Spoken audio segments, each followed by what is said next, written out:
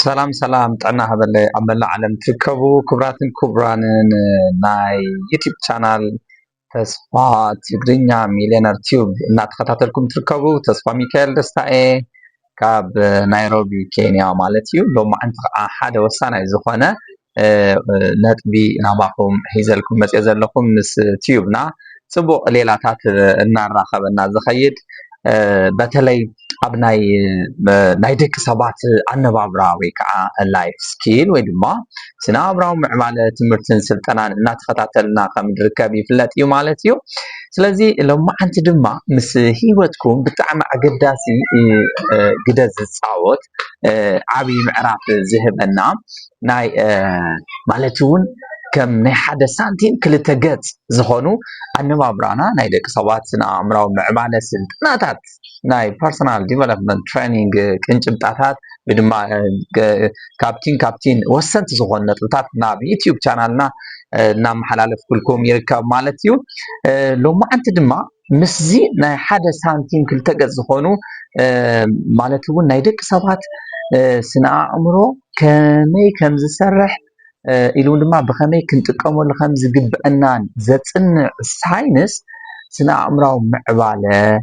ወይ ድማ ላይፍ ስኪል እንብሎ ኮርስ ከም ዝኾነ ብዝሓለፈ መእተው ነጥብታት ሓቢረኩም ነይረ ማለት እዩ። ሎማዓንቲ ድማ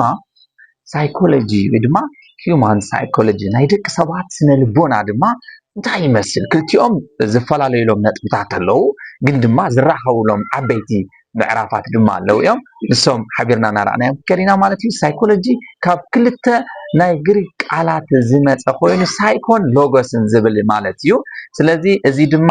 እዞም ቃላት እዚኦም ክግለጽ ተሎ ሳይኮ ዝብል ነጥቢ ምስ ስነአእምሮና ምስ መንፈስና ምስ ስነ ልቦናና ኢሉ እውን ድማ ምስ ነፍስና ብተለምዶ ንብሎ ወይ ከዓ ጥቕልል ክብል ተሎ ናብ ማይንድን ኢሉ እውን ድማ ናብ ስፕሪትን ኢሉ እውን ድማ ምስ ማይንድፉልነስ ወይ ድማ ምልአት ልቦናና ዝተተሓሓዘ ነጥቢ ዝኸይድ ኮይኑ ሎጎስ ክንብል ተለና ድማ ዲስክሎዘር ወይ ድማ ገለጻ መጽናዕቲ ትምህርቲ ማለት እዩ ሕፅር ብዝበለ ማለት እዩ። ኣብዚ ተበጊስና ድማ ክልተ ዓይነት ፀባያት ናይ ደቂ ሰባት ክንርኢና ከም መበገስ ዝኾነና ኣብ ዝቕፅሉ መደባትና እውን ገለጽናዮም ንቕፅል ናብ ራህራህናዮም ንቕፅል መደባት ክህልውና እዮም። ውሽጣውን ደጋውን ናይ ደቂ ሰባት ስነ ልቦናና ንርድአሉ ውሽጣዊ ፀባያት እንብሎ ኢሉ እውን ድማ ደጋዊ ፀባያት እንብሎም ክልተ ዓበይቲ ኣብ ናይ ልቦናና ወይ ድማ ኣብ ናይ ደቂ ሰባት ስነ ልቦና ወሳኒ ተራ ዘለዎም እዮም ማለት እዩ። ስለዚ ውሽጣዊ ፀባይ ብደጋዊ ብንሪኦ ጠባይ ወይ ድማ ኣምር ፀባይ ይፍለጥ ማለት እዩ። ባህላ እቲ ናይ ውሽጥናስ ብደገ ብንሪኦ ተግባር ይምዘን ማለት እዩ። እዚ ድማ ካብ እኽሊ ሰብ እኳ ማለት ካብ እኽሊ ሰብ ይስፈር ከም ዝበሃል ኩሉ ውሽጥና እናሓስቦ እንብሰልስሎ ብተደጋጋሚ ዝመፀና ናብ ደጋዊ ነንፀባርቀሉ ምዕራፍ ኣሎ ማለት እዩ። ነዚ ብምኽታል ኣርባዕተ ዋና ናይ ሳይኮሎጂ ወይ ከዓ ናይ ደቂ ሰባት ስነ ልቦና ደረጃታት ኣለዉ። ብዝያዳ ኣብ ዓላምኡ ክንድረኽ ተለና ናይ ስነ ልቦና ወይ ከዓ ሳይኮሎጂ ጎልስ ዝበሃሉ እቲ ሓደ ባህሪ ምግላፅ እዩ።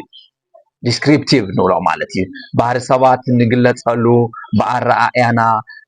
ስራሕና ዝግለፀሉ መንገዲ እንታይ ይኸውን ኣለኹ ወይ ድማ እንታይ ይኸውን ኣሎ መዓዝ ከምኡ ኮይኑ ኣበይ ኮይኑ ብኸመይ ኮይኑ ንምንታይ ኮይኑ ዝብል ዝገልጽ ዘንፅር ዘጽንዕ ነጥቢ እዩ ማለት እዩ። ምስ ባህርና ክትሓሓዝ ተሎ ባህሪ ምግላፅ ወይ ከዓ ዲስክሪፕቲቭ ክበሃል ተሎ ማለት እዩ። እዚ ዘጽንዕ ኣብ ናይ ስነ ልቦና ዓለም ሓደ ነጥቢ እዩ። ካሊእ ከዓ ባህሪ ምብራህ ንብሎ እዚ ድማ ምስ ኤክስፕላኔሽን ወይ ድማ ኤክስፕሌኒንግ ዝተተሓዘ እዩ። እዚ ድማ ብዛዕባ እቲ ሰብ ምትንታን እዩ ወይ ድማ ምስፋሕ እዩ ብካሊእ ኣበሃህላ ወይ ድማ ከምዚ እዩ ንብሎም ነገራት ማለት ንምንታይ ከምኡ ኮይኑ ኢልካ እትሓቶም ነገራት ወይ ድማ ንሓቶም መልሲ ንረኽበሉ እዩ። ንሕድሕድ ዝተመልከትናዮ ድማ ባህርያት መልዐሊኡ ምክንያት ከም ዝህልው እንታይ ንገብር ማለት እዩ ኣብ ግምት ዘእትዎ ንኸውን ማለት እዩ። ርዲእትና ንክሰፍሕ ዋና ናይ ስነ ልቦናዊ ርዲእት ናይ ደቂ ሰባት ካብ ባዕርስና ጀሚሩ ናብ ሰባት ዘለና ርዲእት ሰፊሕ ክኸውን ዘድሊ ማለት እዩ። ቀፂሉ ድማ ካብ ዋና ዓላማታት ናይ ሳይኮሎጂ ወይ ከዓ ናይ ስነ ልቦና እቲ ሳልሳይ ባህሪ ምትንባይ ድማ prediction ንብሎ ማለት እዩ እዚ ድማ ኣብ ባህሪ ስራሕና ምንቅስቃስና ኢሉ ድማ ተዓዚብና ንቀጻላይ እንታይ ክኸውን ይኽእል ናይዚ ሰብ እዚ ናይዛ ሰብ እዚኣ እንብለሉ ነቕምጠሉ ንኽእል ደረጃ ኣምር እዩ ማለት እዩ እዚ ክንተለና ዝኾነ ይኹን ሰብ ሕጂ ወይ ድማ ሕዚ ካብ ዘለዎ ባህሪ ተላዒልና ንቀጻላይ እንታይ ክኸውን ይኽእል ኦር ድማ እዚ ሰብ እዚ ብከምዚ ክዕረፍ ክእል ኣለዎ ኣብዚ ጠጠው ከብሎም ዘለዎም ጉዳያት ኣለው እዚ ተርእዮ እዚ ጽቡቕ ኣይኮነን ኦር ምምሕያሽ ይደሊ እዩ ወይ ድማ ካውንስሊንግ ይደሊ እዩ ወይ ድማ ትምህርቲ ይደሊ እዩ ወይ ስልጠና ይደሊ እዩ ወይ ሓጋዛ ይደሊ እዩ እንብለሉ ወይ ድማ ሰብ የድልያ እዩ እንብለሉ ርድኢት ምብጻሕ እዩ ማለት እዩ እዚ ድማ ብምንታይ ማለት እዩ ብግምታዊ ወይ ድማ ኣብ ግምት ውሽጢ ብምእታው ካብቲ ዝገብሮ ዘሎ ማለት ተበጊስና ካሊእ ባህሪ ምምራሕ እዩ እዚ ድማ ወይ ከዓ ምምሕያሽ ወይ ምቁጽጻር ንብሎ ኣብ ስነ ልቦና ብጣዕሚ ዓብይ ግደ ዘለዎ controlling and changing ንብሎ ወይ ድማ ባህርና ምምራሕን ምቁጽጻርን ኢሉ ድማ ምስትኽኻልን ምምሕያሽን እንኽእለሉ እዩ ማለት እዩ እዚ ድማ ከመይ ገይረ ዓቢ ከመይ ገይረ ባህሪ የስተኻኽል ከመይ ገይረ መፍትሒ የቕምጥ ዘድልየኒ ወይ ድማ ማለት ዘየድሊ ወይ ድማ ዘይፍቶ ባህርያት ምስ ማሕበረሰብ ምስ ሃነባብራና ካብ ቁልዕነት ጀሚሩ ኣብዚ ሕጂ እዋን እውን ዘሎ ወይ ኣብዚ ሕዚ እዋን ዘሎ ባህርታት ናብ ጽቡቕ ከመይ ገይረ ይመርሖም ከመይ ገይረ ከስተኻኽል ከመይ ገይረ ክዓቢ ከመይ ገይረ ከማዕብሎ ከመይ ገይረ ከስተኻኽሎ ዝብል ርድኢት እንታይ ንገብር ማለት እዩ ኣብ ግምት ውሽጢ ነእትወሉ እዩ ማለት እዩ እዚ ትምህርቲ ናይ ስነ ልቦና ወይ ከዓ ሳይኮሎጂ ከምቲ ኣብ መእተዊ ዝገለጽክዎ ኣብ ኣምር ኣነባብራና ናይ ደቂ ሰባት ስነ ኣእምራዊ ምዕባለ ላይፍ ስኪል ሶፍት ስኪልስ ፐርሰናል ዲቨሎፕመንት ነጥብታት ናይ ሓደ ሳንቲም ገጻት ኮይኖም ግን ድማ ብዙሓት ዝፈላለዩ ኢሎም ነጥብታት ኣምራዕ ተለው ኣብ ዝቕጽሉ እውን ናብ ራሕራሕናዮም ንኸይድ ማለት እዩ